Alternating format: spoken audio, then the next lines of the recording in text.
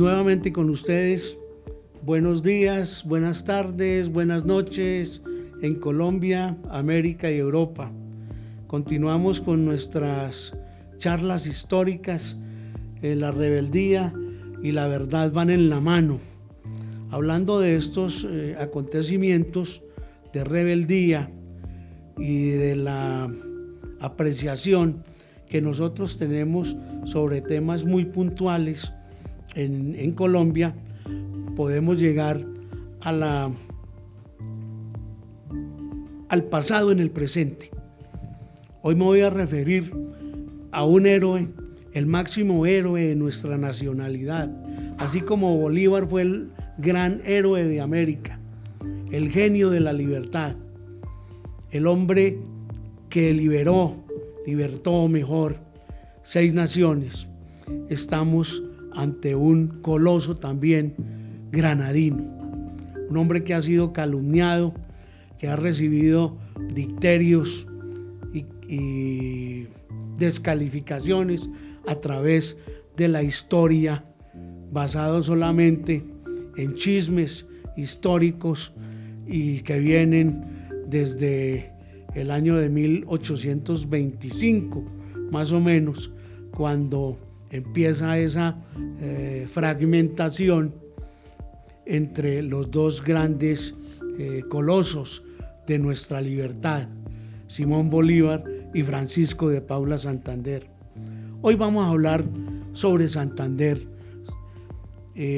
nacido el 2 de abril de 1792, y vamos a hablar del pasado en el presente, de un Santander continental, como lo es realmente, porque Santander no solamente era un granadino, era un hombre continental, era un hombre también europeo, era un hombre que se cruzaba información y conceptos con los grandes pensadores de la época, como lo veremos más adelante en el decurso de esta charla. Muy contrario a lo que dicen los odiadores y calumniadores perennes de oficio, es la máxima figura granadina de nuestra historia. Santander fue un gran militar, gran político y gran estadista colombiano, reconocido como el abanderado del ejército de la victoria en la independencia y en la construcción institucional de la República. Su trayectoria combina 2 dimensiones esenciales: la participación en la guerra contra el Imperio Español y el liderazgo administrativo que permite consolidar la vida republicana en un territorio marcado con un conflicto fragmentado y las tensiones ideológicas. Santander se forma en el contexto final del virreinato de la Nueva Granada y vive desde joven el clima revolucionario que culmina con el movimiento del 20 de julio de 1810. A partir de entonces, Santander se enrola en las filas patriotas y avanza rápidamente en el escalafón militar debido a su disciplina, valentía y capacidad organizativa, que los demuestra desde el primer instante. Participa en campañas decisivas y tras la victoria independentista ocupa cargos de primera importancia. Es nombrado por el Libertador vicepresidente de la República de Colombia, la llamada la Gran Colombia, que no fue oficialmente protocolizada como tal entre 1819 y 1827. Ejerce el poder ejecutivo en ausencia del titular Bolívar, y luego es presidente de la República de la Nueva Granada entre 1832 y 1837. 90 productores que sufrieron la guerra hoy cosechan reconciliación. El enfoque social de la paz se siente en Paisana.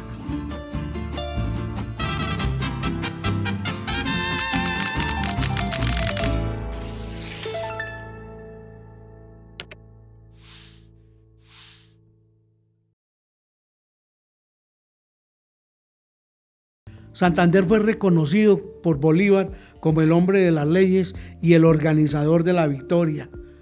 Francisco de Paula defiende el principio de legalidad y el predominio del gobierno civil. Si bien comparte con Bolívar la meta de liberar el territorio, sus diferencias políticas terminan llevando a una ruptura profunda.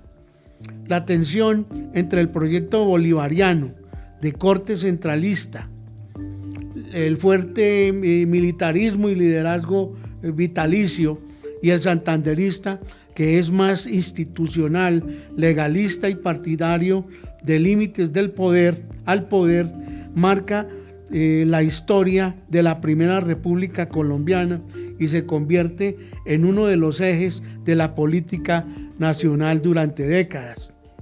Se cree entonces un par de corrientes ideológicas no exenta de traidores en ambos bandos que dan al traste con la idea concertada inicialmente entre Bolívar y Santander para la conformación de lo que se ha denominado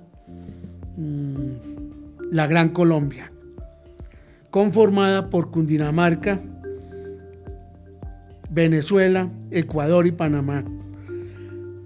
Ahora bien, mentes oscuras conformadas por el bando venezolano como José Antonio Páez, su primo Miguel Peña Páez, que fue el verdadero polvorero de la disolución de la Gran Colombia, los hermanos Montilla, Urdaneta, si se quiere también Mosquera en nuestros medios, y otros se encargan de deteriorar la relación con el vicepresidente para pescar en río revuelto.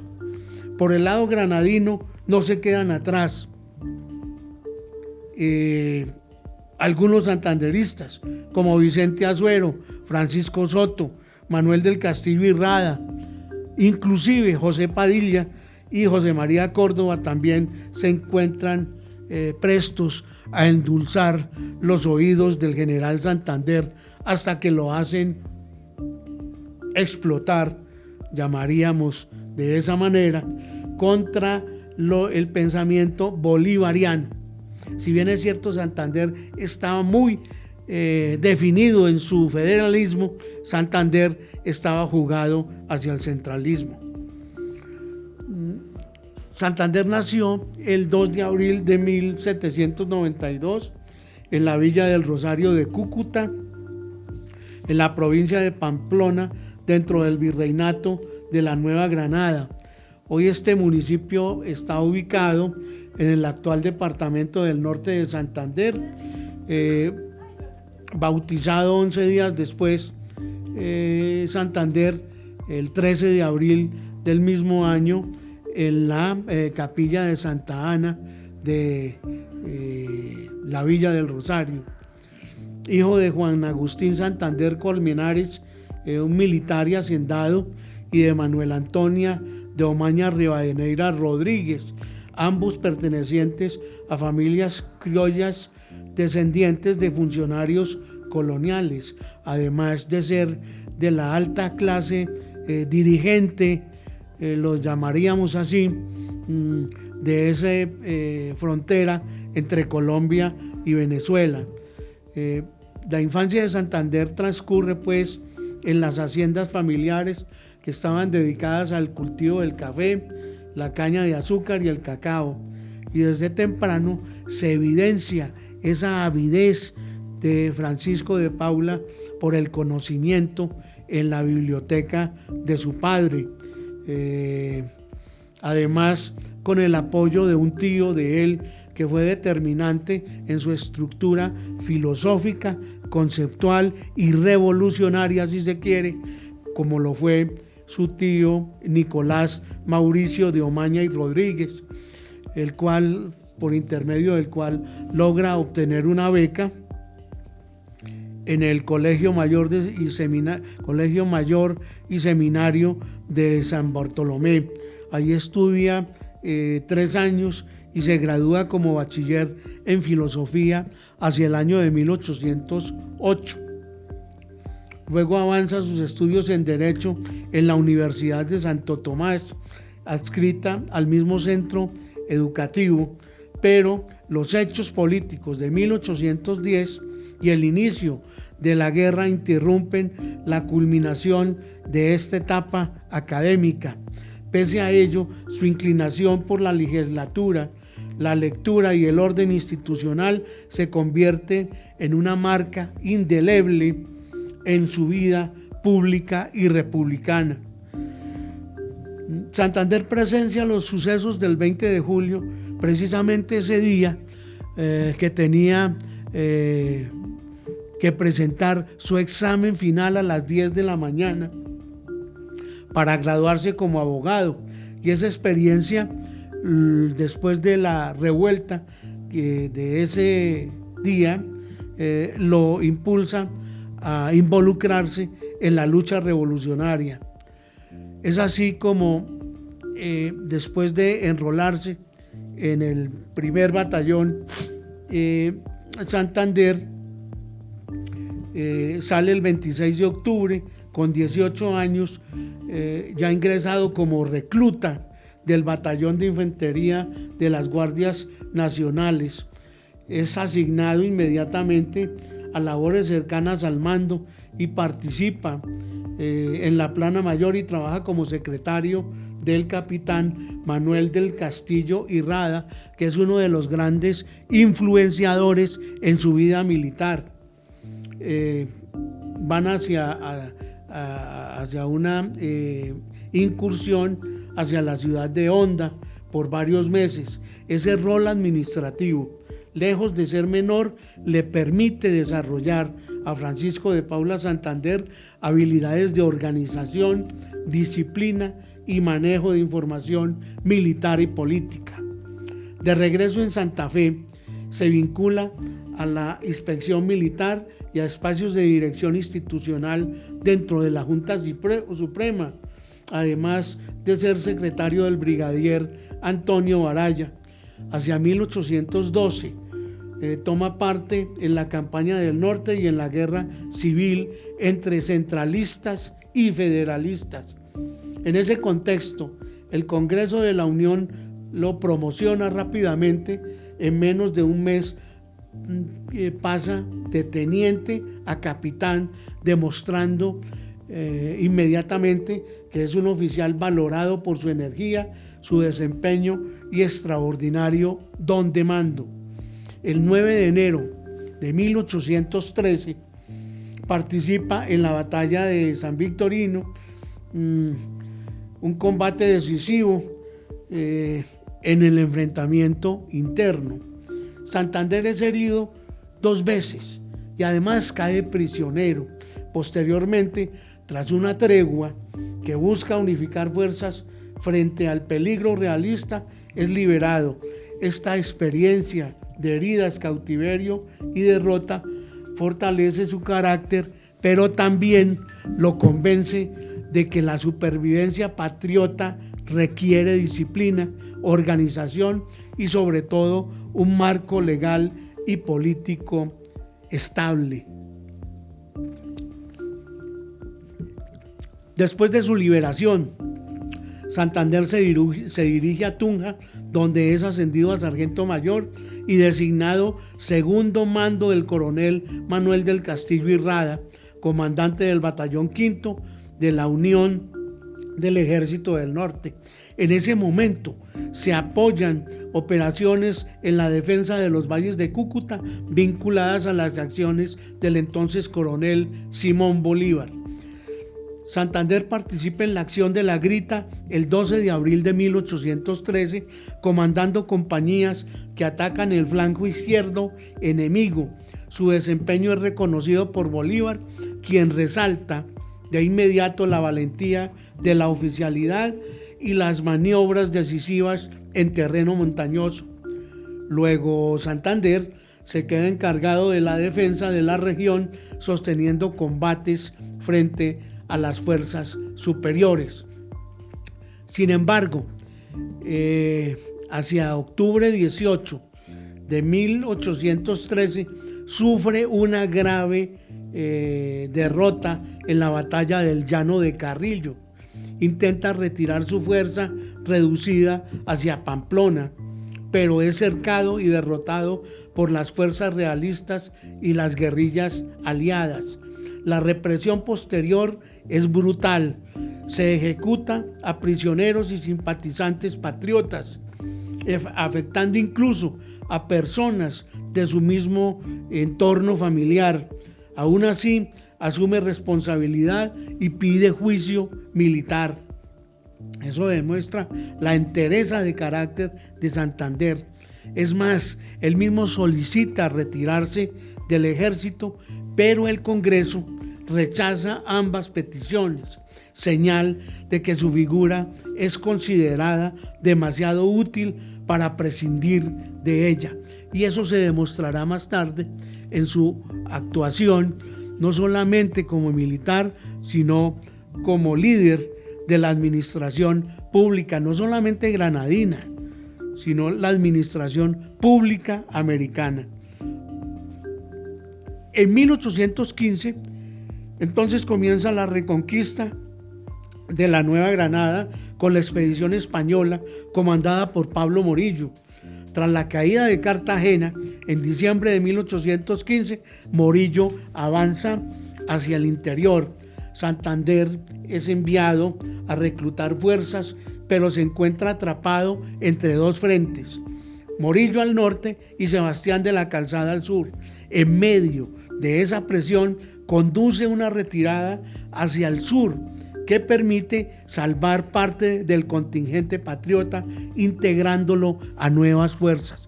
Esa jugada militar de Santander permitió desde luego salvar muchas vidas de su ejército.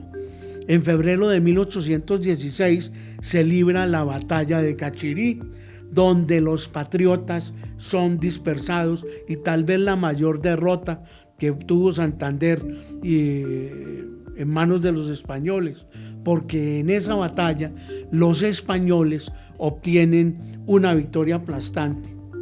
Pero a pesar de ello, Santander ordena no solo el retiro, implica preservar cuadros militares que después son indispensables para conformar el ejército de la victoria en los llanos orientales.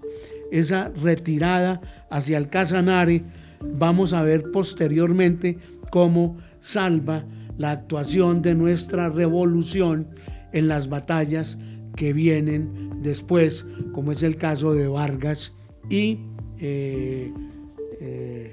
la batalla de Boyacá. En los llanos orientales comienza una etapa compleja y definitiva. Santander debe dirigir fuerzas de llaneros y enfrentar resistencia, pues es visto como un oficial ajeno a la región. Lo ven como un extraño. Sin embargo, la capacidad para ganar el respeto a través de su don de mando y demostrar determinación le permite consolidar un ejército que más tarde se denominará el Ejército de la Victoria. Lucha inclusive contra figuras como José Antonio Páez, que siempre le puso un palo en la rueda, y más adelante se incorpora hacia las fuerzas de Simón Bolívar, integrando el Estado Mayor. Participa en múltiples acciones y campañas en Venezuela, desarrollando experiencia estratégica, y amplía desde luego su liderazgo sobre tropas diversas. Hacia 1818, Bolívar lo condecora con la estrella de la Orden de los Libertadores y lo asciende a general de brigada. A partir de entonces, recibe una misión decisiva para reorganizar fuerzas en Casanare y preparar la liberación definitiva de la Nueva Granada. El período de Santander en Casanare revela una de las principales fortalezas: la administración militar y política. Llega a una provincia donde las fuerzas patriotas están desorganizadas, con pocos recursos y tensiones entre caudillos.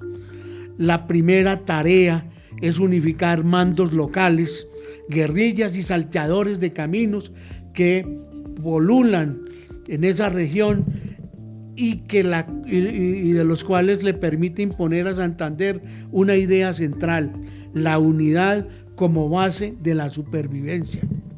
A través de uno de sus comandantes, Santander establece como regla general un gobierno provisional. Es por eso que llama a Juan Nepomuceno Moreno, que es un gran lugarteniente, además de su primo Pedro Fortuli Sánchez Osorio, y establece un gobierno provisional en nombre de las Provincias Unidas. Designa como capital provisional Apore y organiza una cadena logística para sostener tropas. Ordena suministros básicos, crea almacenes militares, implementa disciplina y diseña mecanismos para no destruir la economía local. Por ejemplo, los permisos a los soldados, labradores, para sostener la producción, para que puedan mantener y darle de comer a su familia. En pocos meses levanta batallones de infantería y un escuadrón de caballería que consolida un ejército de cerca de 2.200 hombres. En el corazón de cientos de territorios PEDET, el desarrollo no se detiene. Paisana es impulso para el campo.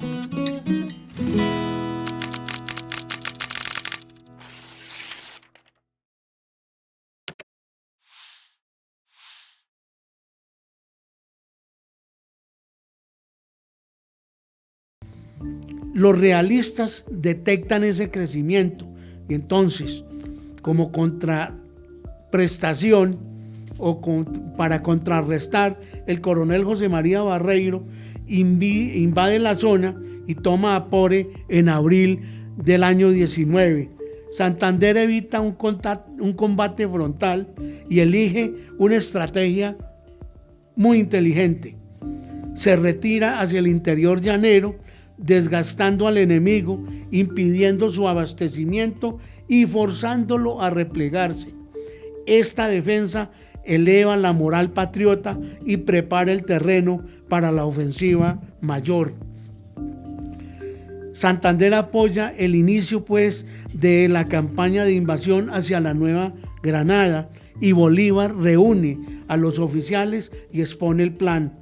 Finalmente, en junio de 1819, el Libertador se suma a las fuerzas de Santander en Tame, Arauca. Santander mantiene el mando de la vanguardia y Anzoátegui dirige la retaguardia. Santander recomienda una ruta que es la del páramo de Pisba, más rápida y menos custodiada, aunque mucho más dura. Bolívar era de la idea de que se debería ir hasta los valles de Cúcuta, remontar la cordillera oriental y desde ahí llegar por el camino hacia la capital del virreinato, o sea, Santa Fe de Bogotá. En un comienzo Bolívar está reacio, pero finalmente acepta la estrategia militar santanderista. El cruce de los Andes, desde luego, va a resultar devastador. Mueren soldados, se enferman muchos, se pierden caballos y municiones. Aún así, la vanguardia logra llegar a Socha en julio de 1819. Luego se suceden combates como el de Gámeza, donde es herido Santander, y movimientos estratégicos para confundir a los realistas. En el pantano de Vargas, del 25 de julio, Santander y su vanguardia combaten en el flanco izquierdo con el objeto de tomar posiciones elevadas. Aunque son rechazadas varias veces, la presión patriota se sostiene y con acciones combinadas se desaloja al enemigo.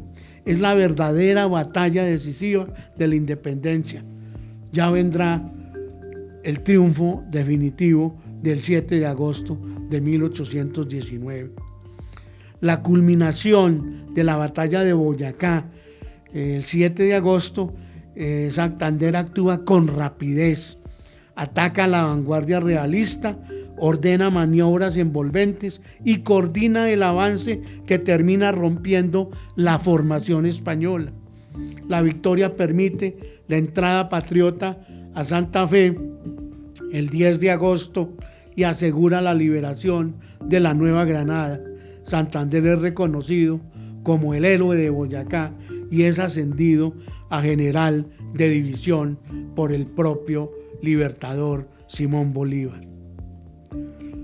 Después viene una etapa muy interesante. En los primeros años, como preludio a la formación de la República. Tras Boyacá, Bolívar nombra a Santander gobernador y comandante militar de Santa Fe. Poco después es asignado vicepresidente y recibe amplias facultades para dirigir el Estado en ausencia del presidente, quien continúa sus luchas con la campaña del sur. Ya vendrá Ayacucho y el Alto Perú. En esta etapa, Santander se convierte en el eje administrativo de la República. Su visión prioriza el orden legal, la creación de instituciones y la estructuración de un aparato estatal funcional. Es el verdadero cerebro de la fundación de la República. Sin embargo, esta época también acumula decisiones polémicas. Una de ellas, en octubre de 1819, ordena la ejecución del coronel Barreiro y otros 39 oficiales españoles prisioneros, orden que genera unas fricciones iniciales con Bolívar, quien no quiere gobernar mediante ejecuciones. Este hecho profundiza el contraste entre el liderazgo militar de guerra y la construcción de legitimidad política. Es la lógica respuesta a una acción de esta. Durante la Gran Colombia, Santander enfrenta problemas económicos supremamente graves. La guerra consume la mayor parte del presupuesto y Bolívar pide recursos y más recursos y tropas para campañas externas, especialmente en el Perú. Santander, atado a la legalidad constitucional y a la necesidad de aprobación legislativa, argumenta que no puede actuar sin soporte jurídico. En medio de estas tensiones, llega incluso a tomar medidas extraordinarias para conseguir fondos, como ajustar acuñaciones o mover partidas presupuestales, lo que genera crítica y desconfianza de sus iniciales contradictores políticos y administrativos. Es así como toma la determinación, conjuntamente con el visto bueno de Bolívar, la contratación de un crédito externo muy desfavorable con la casa Goldsmith, con altos intereses de Inglaterra, con altos intereses, que deja una carga económica difícil para la República. Aún así, esos recursos se usan para sostener necesidades del Estado y reactivar las actividades económicas. O sea que la tensión ideológica con Bolívar se hace cada vez más evidente.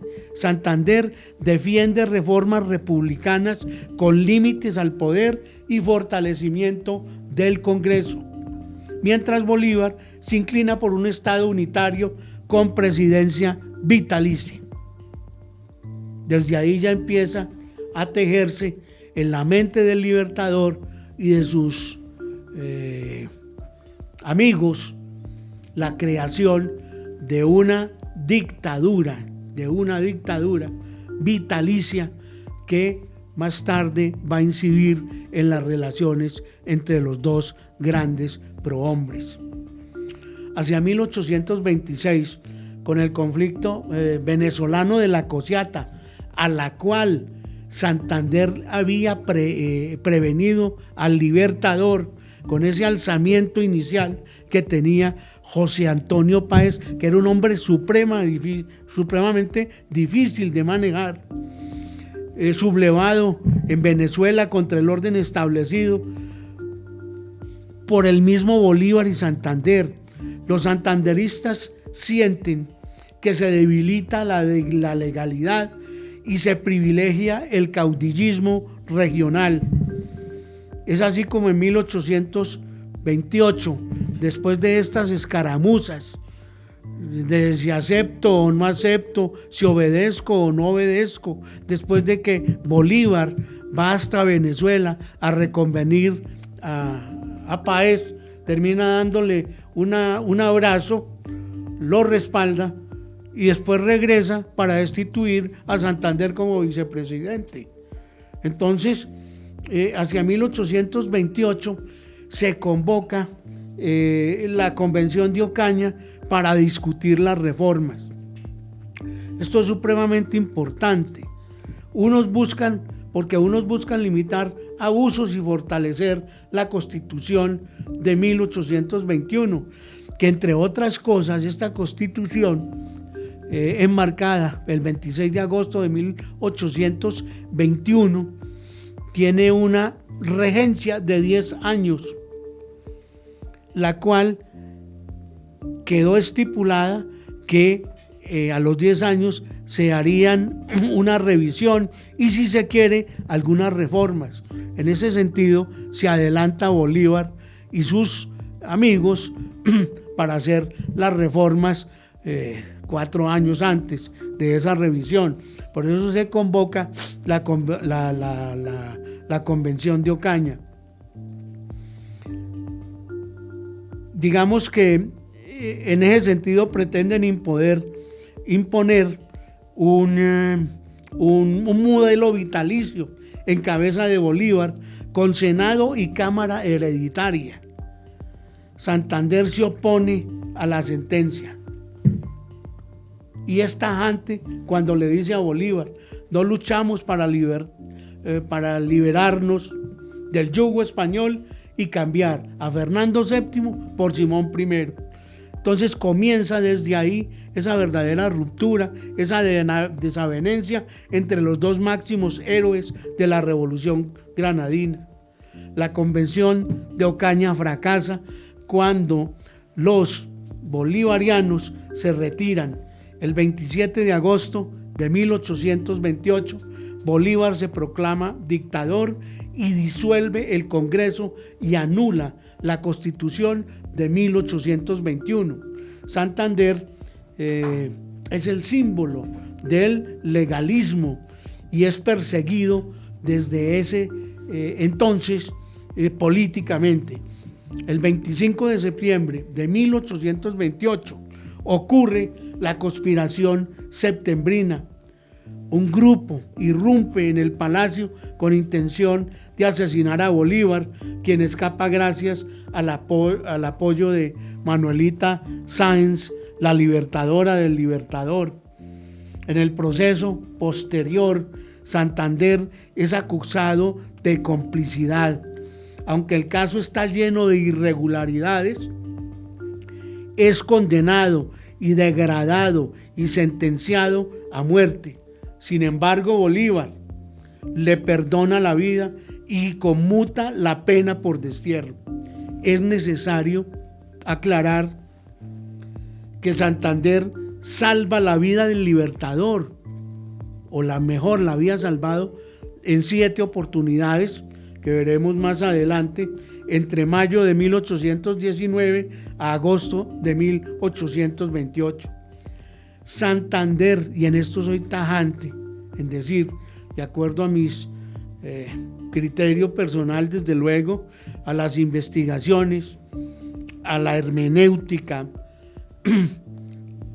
a la paleografía que se han hecho sobre estos escritos de algunos autores y otros documentos no inéditos, ¿sí?, que Santander no tuvo nada que ver en ese episodio tan lamentable de nuestra historia. Santander era ajeno a esa conspiración y había sido nombrado por el propio Libertador como embajador de Colombia ante el gobierno de los Estados Unidos en Washington. Hasta aquí dejamos esta parte y nos vemos en nuestro próximo programa.